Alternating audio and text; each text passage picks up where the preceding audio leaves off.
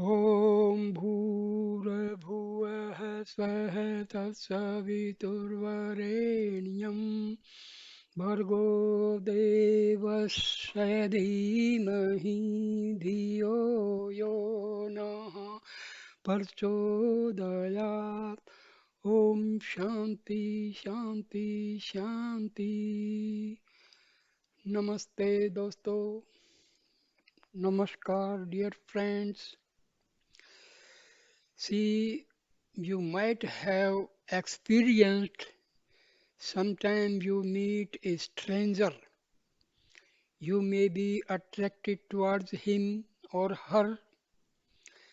You may find that the person, the stranger, is very pious, very polite, and of helping nature. Sometimes you find the stranger is very obstinate, very angry person, indifferent to social attitudes, very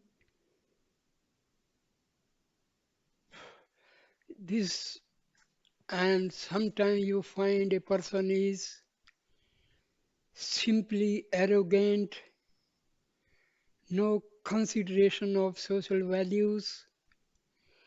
So these different qualities, different moods, difference in approach depends upon the nature of each and every person. The nature of a person depends upon the triple gunas, that is, qualities of a person. These gunas are known as Sattva, Rajasic, and Tamas, or Sattvic, Rajasic, and Tamasic. Those who are pure by their heart, their behavior is very nice. They are called persons of sattvic nature. Arrogant and very selfish and just behind their name and fame are Rajasic. And the people who are just very filthy, dirty, and have no conception of any values of life. They are called Tamasic people. So now I'll explain different qualities of persons.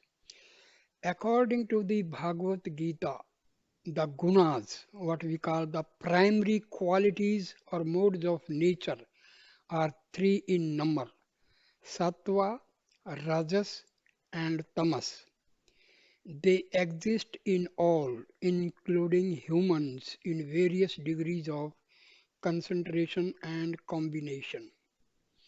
They also exist in all objects and natural products. Hence, even the food which we eat is important if we want to cultivate good behavior. Depending upon their relative strength and ratios, the gunas determine the nature of things, beings, their actions, behavior, attitude, and attachments, and their involvement with the objective world in which they live. The primary purpose of the gunas in the living beings is to create bondage through desires for sense objects, which lead to various attachments with them and which in turn keep them bound to the world and under the perpetual control of Prakriti. See, food and our qualities are reciprocal. A person of sattvic nature will always eat sattvic food, simple and sattvic food. So, a person eating sattvic food will have sattvic qualities. Same way, Tamasic and Rajasic nature depends upon food also. In Hindi we call it जैसा अन्न वैसा मन. Your mind will be depending upon your food habits. If you eat pure and simple food, your nature will be sattvic. If you eat non-vegetarian food, your nature will be either Rasic or Tamasic. Drinking, meat eating and all these types of food will produce Rasic and Tamasic qualities in living organisms. The gunas are born from Prakriti. The self does not reside in them, but they reside in him. Before creation, they remain inactive and in a state of perfect balance in the primordial nature, that is Mulaprakriti. When their balance is disturbed, creation sets in motion and the diversity of objects and beings come into existence, each possessing the triple gunas in different proportions. The admixture, that is panchikarna of the gunas and the elements, Mahabhutas, is well explained in the Pangala Upanishad. Mahabhutas means five elements we call as the earth, ether, water, fire. So, ex- beings in the higher worlds contain the predominance of Sattva, beings in the lower worlds, Mahabhutas, fire, water, Vayu, earth, and ether. These are the five elements. Our body is made up of these five elements, what we call as Mahabhutas. These elements are not the elements what we study in chemistry. They are the substances of one type of matter. But here, the earth, it consists of so many elements. So here in Hindu philosophy, these elements are different. Different in the sense they are not elements like that we study in chemistry, like copper, gold, oxygen, hydrogen. So here there is a difference.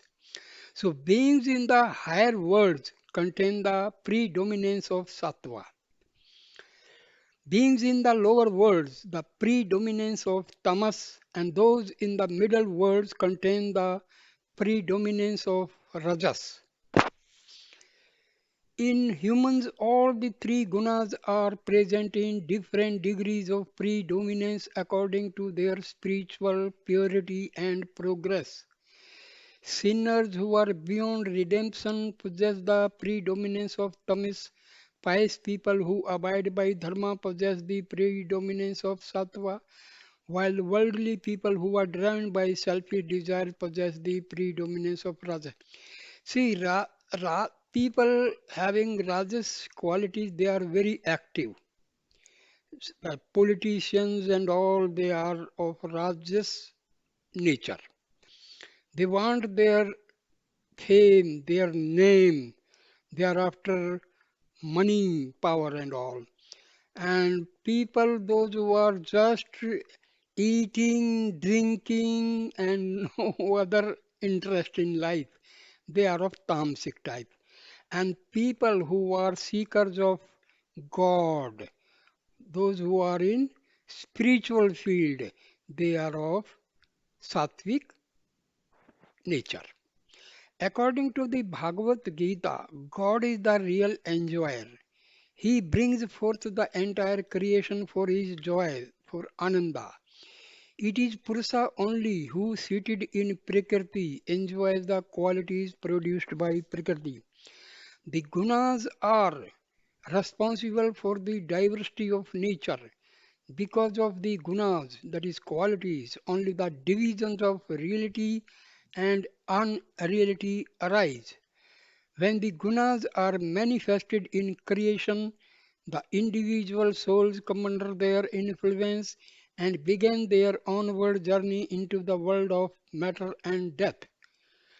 God, what we call Iswara, does not act under the influence and the of these three because God is gunatit, beyond the qualities, beyond these guna.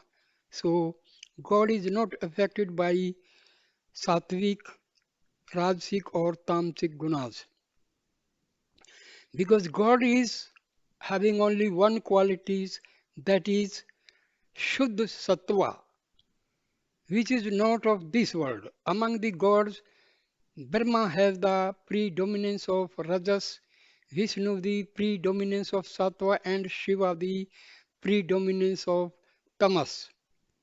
However, all the three gods are pure beings. They are not bound to them or to nature. For the purpose of creation and the order and regularity of the worlds, they manifest the gunas to perform their obligatory duties while they themselves are transcendental. Transcendental means beyond these gunas. These gunas are not concerned with them. How our behavior is affected by these gunas. The gunas are responsible for the behavior and natural vasanas of all living beings.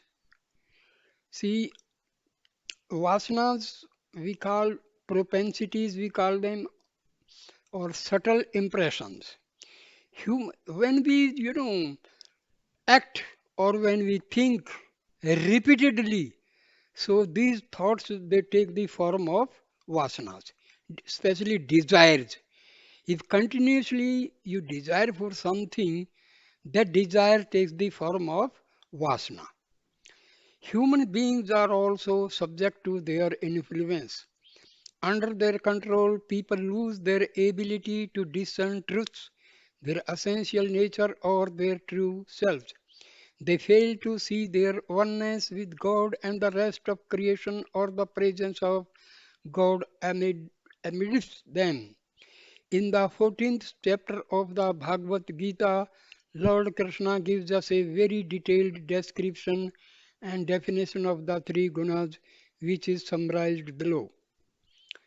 Number one, Sattva is pure without impurities, illuminating and free from sickness. It binds the soul through attachment with happiness and knowledge. Second, Rajas is full of passion and is born out of trishna, thirst or intense desire, and sangha, attachment. It binds the soul through attachment with action. Third, tamas is the darkness and the crudeness in man. It is born out of ignorance and the cause of delusion. It binds the soul through recklessness, indolence, and sleep. In the beings, the three gunas compete among themselves for supremacy and try to suppress each other. Sattva predominates by suppressing Rajas and Tamas. Rajas predominates by suppressing Sattva and Tamas. The Tamas by suppressing both Sattva and Rajas. How to know which quality is predominant in a person at a particular time? According to the Bhagavad Gita, when Sattva is predominant from all the gates of the human body, radiate the illumination of knowledge. When Rajas is predominant, greed, worldliness, striving for worldly ends, and a penchant for selfish activities arise. With the increase of tamas, one can see the flourishing of darkness, inactivity, recklessness, and delusion. Upon death, a sattvic person attains higher worlds. When he returns, he takes birth among pious people or in a pious family. After death, a Rajasic person remains in the middle worlds. When he is reborn, he takes birth in the family of those who are attached to actions. As for the Tamasic person, he sinks to lowest regions on dying, and when reborn takes birth among the ignorant and the deluded. The gunas also influence faith, resolve, professional choices, and nature of relationships. The division of human beings into the four categories is also due to the influence of gunas only. The govern every aspect of human life and the world in general. In the 18th chapter, we come across a detailed description of how men with these three qualities act and behave differently and engage themselves in different religious and spiritual activities. See, 18th chapter means that is chapter of Bhagavad Gita. So, how these gunas are resolved? The purpose of such an elaborate description of these three qualities in the Bhagavad Gita is not to encourage us to become sattvic or eliminate other qualities. Whether it is sattva or rajas or tamas, the gunas are part of prakriti and responsible for our ignorance, delusion, bondage, and suffering on earth. When they are active, we remain bound to one thing or another. We cannot be free until they are fully resolved. Therefore, the Bhagavad Gita suggests that we should try to transcend them rather than cultivate them. By knowing the nature of the three gunas and how they tend to keep us in bondage and illusion, we should become wiser and strive to transcend them. Sattva is purity and beneficial. However, for those who strive for liberation, even cultivation of sattva should be not an end in itself, for sattva also binds us to the duality of pleasure and pain. Sattvic people want to enjoy pleasure and avoid pain. They are pious and knowledgeable but prefer leading a life of luxury and comfort. Thereby, they engage in desire-ridden actions and become bound. Even though it is pure, sattva is but an instrument of Prakriti, which is meant to serve its ends by keeping us bound to the worldly life under the sovereign control of its sovereign master. Hence, one may cultivate purity, that is sattva, to suppress the other two, but in the end must rise above all the three and become stabilized in equanimity, sameness, and oneness of the self.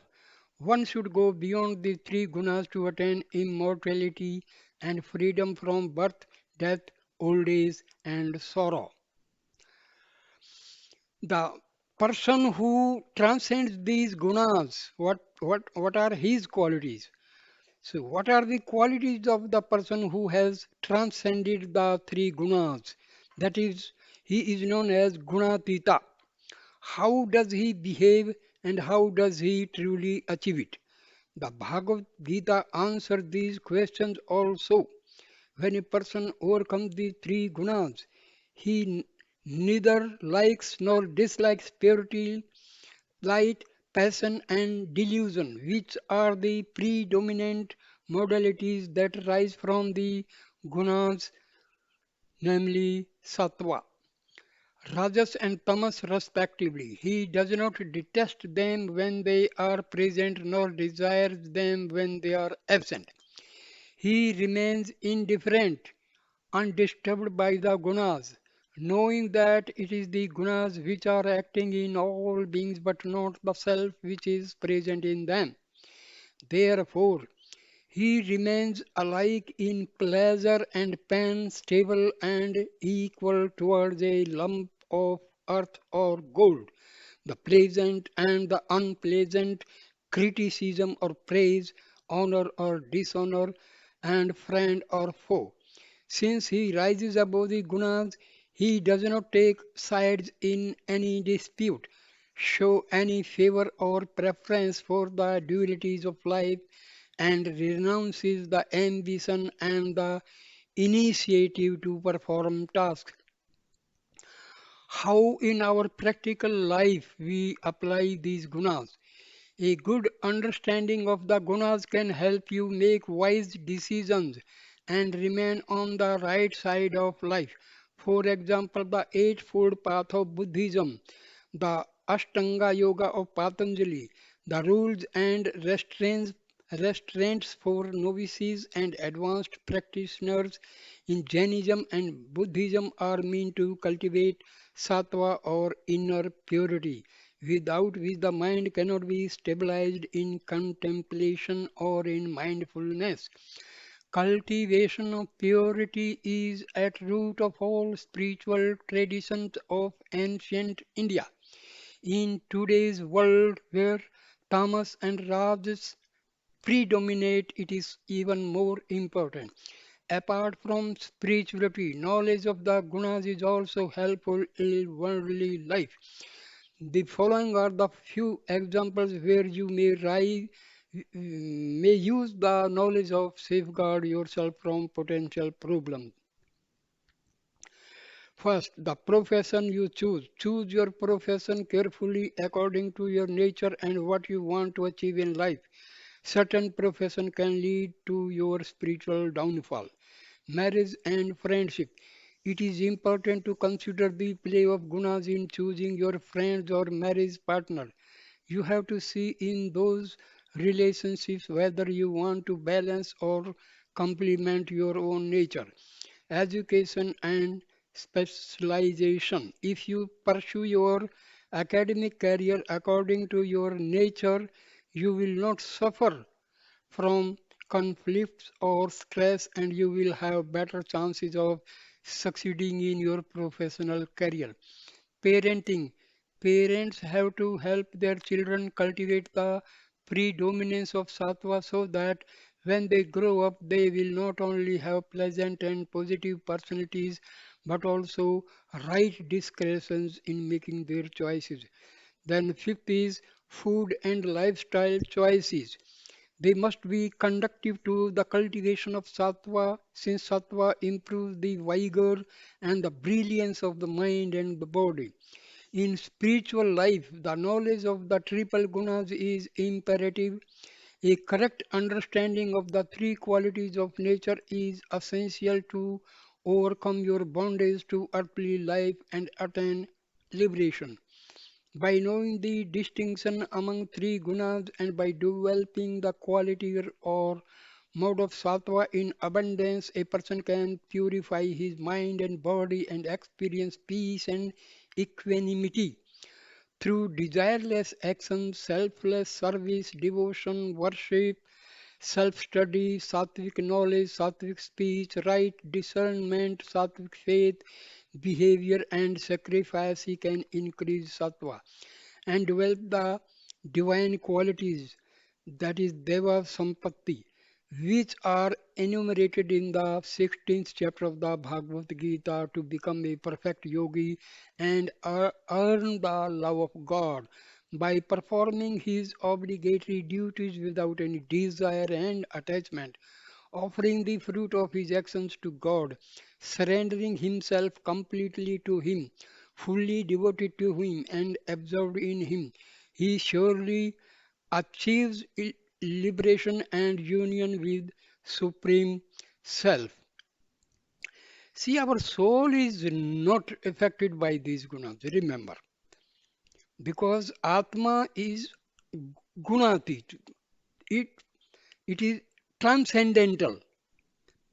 Atma is not affected, influenced by Sattvic, Tamasic, or Rasic qualities of a person.